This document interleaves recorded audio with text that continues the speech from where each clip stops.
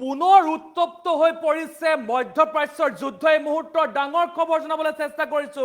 পুনৰ উত্তপ্ত হৈ পৰিছে মধ্যপ্ৰাচ্যৰ যুদ্ধ। অধিক উত্তপ্ত হৈছে ইজৰাইল ষ্ট্ৰাইকত 11 জনকৈ লেবাননৰ লোকে প্ৰাণ হেৰুৱাবলগীয়া হৈছে।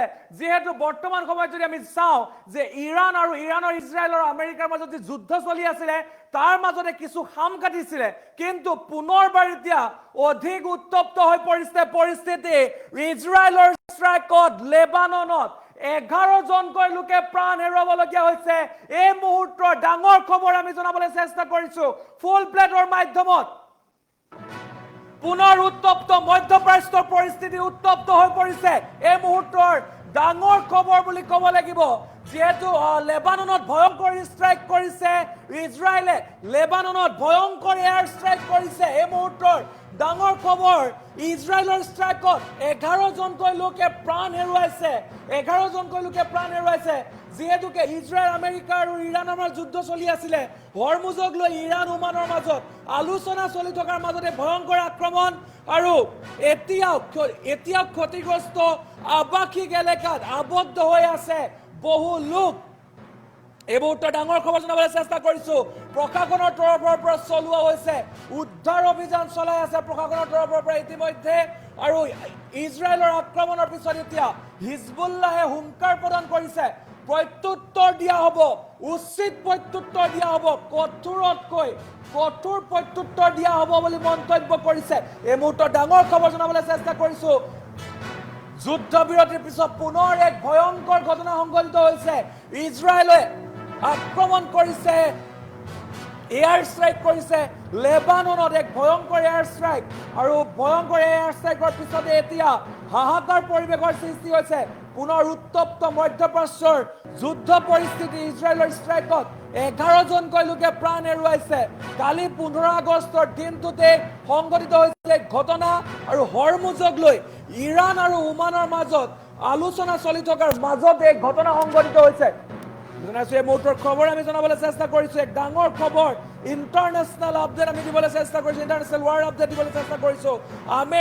আমেৰিকা, ইৰাণ আৰু ইজৰাইলৰ যুদ্ধৰ মাজতে পুনৰ এক ইণ্টাৰনেশ্যনেল আপডেট আহি পৰিছে। ইজৰাইলে আক্ৰমণ কৰিছে, এয়াৰ ষ্ট্ৰাইক কৰিছে ইজৰাইলে।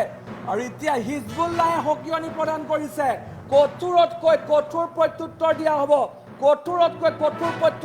হ'ব, বুলি মন্তব্য কৰিছে হিজবুল্লাহৰ তৰফৰ পৰা। আৰু এতিয়া পুনৰ অধিক উত্তপ্ত হৈ পৰিছে মধ্যপ্ৰাচ্যৰ যুদ্ধ। ইজৰাইলৰ আক্ৰমণৰ পিছত এতিয়া হিজবুল্লাহে প্ৰত্যুত্তৰ দিয়া হুংকাৰ প্ৰদান কৰিছে।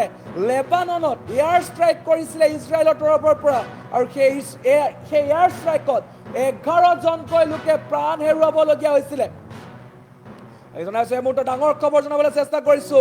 যি হৰমুজক লৈ আলোচনা চলি আছিলে ইৰাণ আৰু ওমানৰ মাজত, সেই আলোচনাৰ মাজতেই এই ভয়ংকৰ ঘটনা সংঘটিত হৈছে। 11 জনকৈ লোকে প্ৰাণ হেৰুৱাইছে ভয়ংকৰ ঘটনাত। এতিয়া বহু লোক আবদ্ধ হৈ আছে। আবদ্ধ লোকসকলক উদ্ধাৰ অভিযান চলোৱা হৈছে। এটা আৱাসিক এলেকাত আক্ৰমণ কৰিছিলে ইজৰাইলৰ তৰফৰ পৰা আক্ৰমণ কৰাৰ পাছতে এতিয়া এই ভয়ংকৰ ঘটনা সংঘটিত হৈছে লেবাননত। জনাইছে মুহূৰ্ত ডাঙৰ খবৰ, এই আক্ৰমণক কঠোৰতকৈ কঠোৰ প্ৰত্যুত্তৰ দিয়া হ'ব বুলি মন্তব্য কৰা হৈছে হিজবুল্লাহৰ তৰফৰ পৰা। ইতিমধ্যে হিজবুল্লাহৰ তৰফৰ পৰা মন্তব্য কৰিছে যে এই আক্ৰমণৰ উচিত প্ৰত্যুত্তৰ দিয়া হ'ব, কঠোৰতকৈ কঠোৰ প্ৰত্যুত্তৰ দিয়া হ'ব লেবাননত। এতিয়া ভয়ংকৰ এয়াৰ ষ্ট্ৰাইক কৰিছে ইজৰাইলে। আৰু ইজৰাইলৰ এয়াৰ ষ্ট্ৰাইকত এতিয়া থৰকা চুটি হেৰুৱাইছে লেবাননৰ ৰাইজে। মুহূৰ্তৰ ডাঙৰ খবৰ জনাবলৈ চেষ্টা কৰিছো। এটা আৱাসিক এলেকা সম্পূৰ্ণৰূপে শেষ কৰিছে। আৰু যি খবৰ আহি পৰিছে, প্ৰায় 11 জনকৈ লোকে প্ৰাণ হেৰুৱাবলগীয়া হৈছে। 15 আগষ্টৰ দিনা সংঘটিত হৈছে ভয়ংকৰ ঘটনা। আৰু এই ভয়ংকৰ ঘটনাত প্ৰাণ হেৰুৱাইছে 11 জনকৈ লোকে। আৰু বহু লোকে প্ৰাণ হেৰুৱাৰ আশংকা কৰা হৈছে। ইতিমধ্যে উদ্ধাৰ অভিযান চলাই থকা হৈছে, চলাই আছে ইতিমধ্যে। যিহেতু বহু লোকে তাত প্ৰাণ হেৰুৱাইছিলে সেই ঘটনাৰ পিছতে এতিয়া উদ্ধাৰ অভিযান চলাই থকা হৈছে।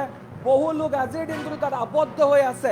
আৰু সেই আবদ্ধ লোকসকলৰ উদ্ধাৰ চলাই থকা হৈছে। এই মুহূৰ্তৰ ডাঙৰ খবৰ জনাবলৈ চেষ্টা কৰিছো। লেবাননত ভয়ংকৰ আক্ৰমণ, ইজৰাইলৰ এয়াৰ ষ্ট্ৰাইক কৰিছে লেবাননত।